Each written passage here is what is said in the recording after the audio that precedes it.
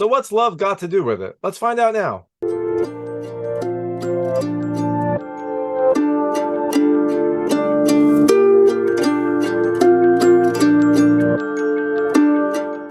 Hey everybody, this is David Stark from Watcher Pass, and I'm here to talk to you about the new rom-com What's Love Got to Do With It, coming to theaters on May 5th, 2023. It is a romantic comedy about finding love in this modern time, and also about like past traditions and culture versus modern sensibilities. I actually really enjoyed it. My hot take is I think you should watch it. Look, it's a rom-com, so there's some predictable elements, but overall it is actually a very nicely layered rom-com. There's a lot of different things it tries to touch on, including tradition, family, and modern life. And I think it kind of does this with some humor, which you need in a rom-com, some heart, and some respect. It kind of doesn't judge one way or the other. It just presents a pretty nice story, and overall it's pretty entertaining. So I'm going to tell you a little about the film, a few things I liked, a few things I didn't like, and go into the ending. So as you can imagine, there will be spoilers in the ending section. If you don't want to know what happens in this film, I would turn it off when I get there, but I will be clear when I get to the ending portion. I will let you know, so you don't have to worry too much about that.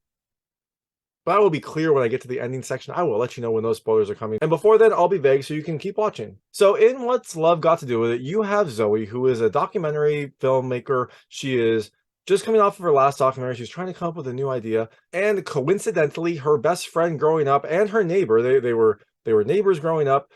He ends up being her best friend. Cause is finally going to make his parents proud and get married. But his family's Pakistani. They're living in Britain. He is going to go the traditional route and do an arranged marriage. His parents are going to kind of pick someone out. He'll meet them. And then the first time they will like actually meet in person will be their wedding day. So a kind of traditional marriage ceremony, a traditional marriage courtship in our modern world. Will this work out? Well, you know, Zoe now has her new subject. She is going to look at this practice in modern Britain and document the kind of events that happen and the emotions that people go through and make it into a full-fledged movie. Will that work out? I don't know. We'll have to find out and watch. So, things I liked about this movie. The first thing I liked is the writing. Look, I think it's a well-written film. It's sharp, it's funny, it's clever. It touches on both Pakistani traditions, British traditions. It pokes fun at different people, but when it needs to, it also kind of piles on the heart, piles on what you would come to expect from a rom-com. It kind of has everything that you would want in this nice little story. The second thing I loved is the humor. Now, look, this is not like overtly funny. It's not going to make you kind of bawl the entire time, but it has enough little humorous moments here and there that it'll keep you entertained. It keeps the story flowing. It kind of breaks up some of the dramatic parts. And there are definitely some clever moments. And there are definitely some clever moments between the characters when they kind of poke fun at each other or poke fun at the various traditions that are happening. That kind of leads me right into the third point. I loved the cast and the characters. There's a really great cast. You got Lily James and Shazad Latif. They are kind of the main stars, but it also really have a very fun out there performance by Emma Thompson, who plays Lily James's mom. She is just kind of a riot. She is she's not oblivious, but she is just like a fun character. Tries to always be entertaining and enjoyable. And it was a fun role for her to kind of take on when I'm used to her in more like dramatic roles. It was fun to see her kind of like let loose and just be funny and out there. And the last thing I really liked is the ending. Look, I thought I knew it was going to happen. I had kind of mentally planned what the rest of the movie was going to be in my head. But it does throw you for some loops. It kind of goes in some different directions, some things that I wasn't really expecting. So overall, I liked that it was a little bit surprising. It wasn't just your kind of traditional, predictable rom-com. There were a few things thrown in there to kind of misdirect you at the end and arrive at a different destination that at least I was expecting. So, all that being said, things I didn't love as much. There are some random character changes, some random fairly convenient character changes for the story. Look, it happens. It's a rom-com. You're gonna have that, but there were some pretty abrupt character changes, especially towards the back half, towards the end, in order to kind of let you arrive at that final ending. So they didn't feel very natural, but you know what? It's okay because it's a rom-com and sometimes that happens. So that is What's Love Got to Do With It. It's coming to theaters on May 5th, 2023. I think you should watch it. It's a fun film. It's got some really good characters. It's got a great cast, and it has a funny, heartfelt story. So speaking of the story, I'm going to go into the ending right now. So if you don't want to know what happens in the film, I would turn it off now. But if you've already seen the film or you just want to get my thoughts, then let's keep going. But just be warned, there will be spoilers. So Zoe is filming her documentary about Kaz. And you can tell, like, Zoe and Kaz, they've got something going on. They've got a type of chemistry. You can definitely tell that they are probably going to end up together. And that's what I was expecting. I was like, they're going to end up together. I had this whole construct in my head of how it was going to happen. Like I said, didn't happen that way, but let's keep going. So She is filming this documentary about Kaz's like arranged marriage journey and the things that happen. And early in the dating, Kaz meets this Pakistani girl who is like 22. He's, I think, 32. She wants to study to become a lawyer. She is living in Pakistan and she, seems very quiet, but the family gets involved and they start talking each other up. And he agrees to marry her. He says, well, look, she's ambitious. She wants to be a lawyer. I think it'll be good. Zoe is understandably like, you're crazy, but she's supporting her friend, even though she shouldn't be, because she clearly is in love with Cath, so she should have just stepped in early. But that's not what happens. They eventually go to Pakistan to film the wedding. It's a 3-day wedding. Zoe is filming the entire thing. And when you get there, you see maybe some potential hints of rifts. First, it is very awkward between Kaz and his fiancee Maimuna. They are, and you know what? You kind of expect that in an arranged marriage. They've never really met each other, but there are some other signs. There is an argument that Kaz is having with his mother at some point that you don't understand. There is Maimuna during the actual wedding is crying, and you find out later that Kaz and his mother were arguing because Kaz wanted to invite his sister, who had been essentially disowned from the family for marrying a non-Muslim. She fell in love with someone, they got married. She is now like cut off from the family, and it hurt Kaz because he wanted her to be there. And so they had a fight. The mother won. It seems like the mother wins most of the arguments here because the sister doesn't come, and Kaz is getting an arranged marriage. So we know who the kind of head of the household is. But you also see Maimuna crying during the ceremony, and they say, oh, well, brides always cry. They're sad to leave their families. But it doesn't quite look like that. So you find out later that Maimuna is actually a very different person than what her parents had portrayed. It's not bad. She's more fun. She's outgoing. She parties. She drinks. Definitely not things that her parents were advertising, and also kind of not what Kaz was looking for. I think he wanted a more traditional wedding. He wanted like a more traditional family dynamic, even though he really liked that she wanted to be a lawyer. He liked that she was going to like study law and become a human rights lawyer.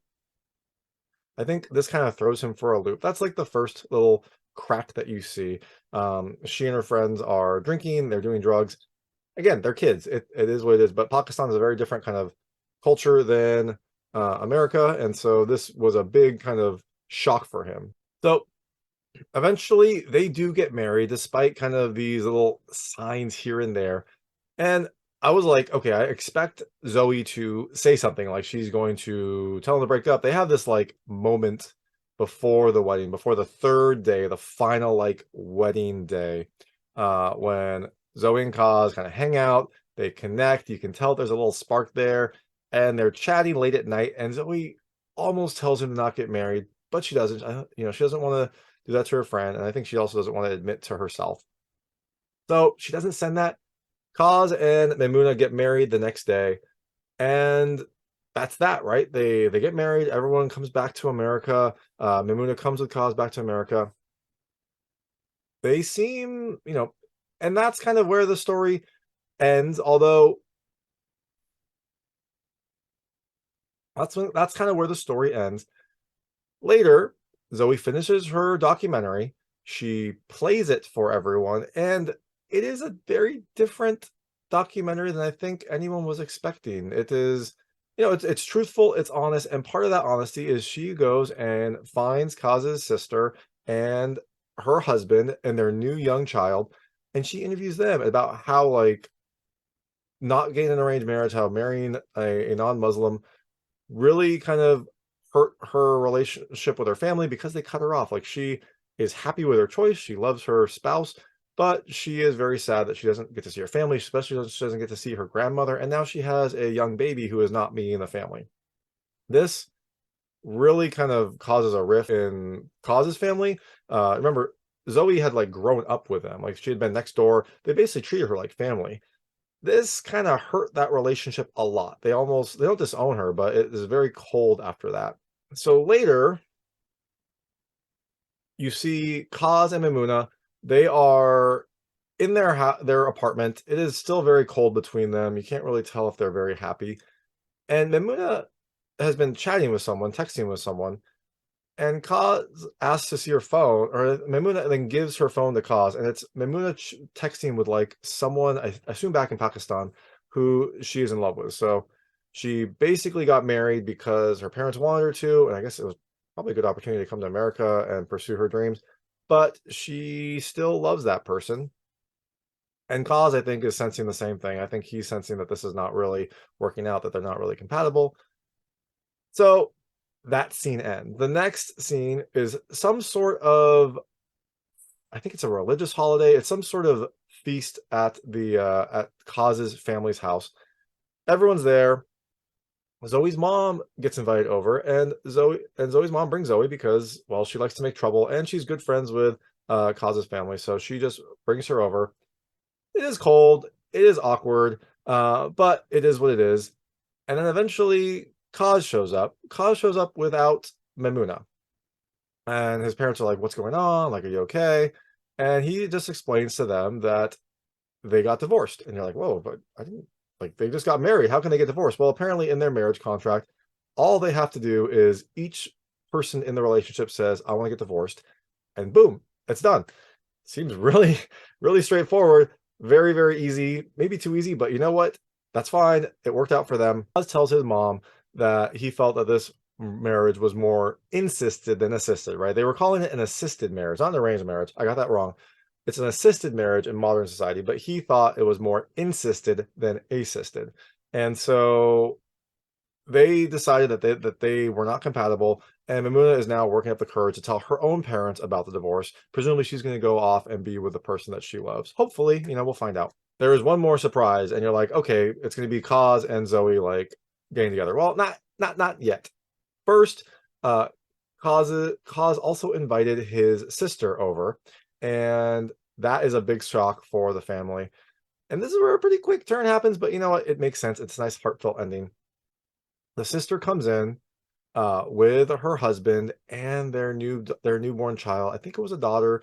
She's very small, and the mother kind of sees her and like embraces her, and then the sister specifically goes over to her grandmother, and you think, okay, this is going to be a sad scene because the grandmother's facing towards the window, and her grandmother turns towards her, and then like reaches out and takes the baby and starts like cuddling her. So this whole rift, this whole disowning that happened is just like gone in an instant.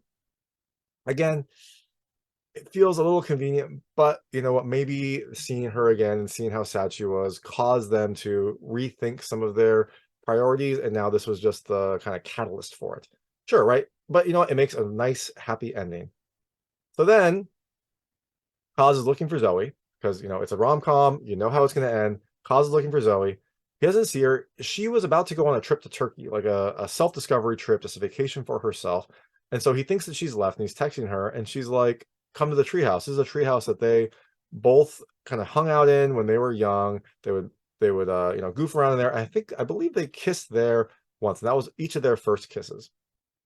So Kaz goes to the treehouse, and Zoe's been afraid of commitment like the entire time that she has been in this movie. So when they're up there, she says this really sweet line that she's going to put herself out on the line for Kaz, and she asks if Kaz would like to watch a TV series with her, because that is like her definition of commitment. Like, you watch an entire TV series with someone.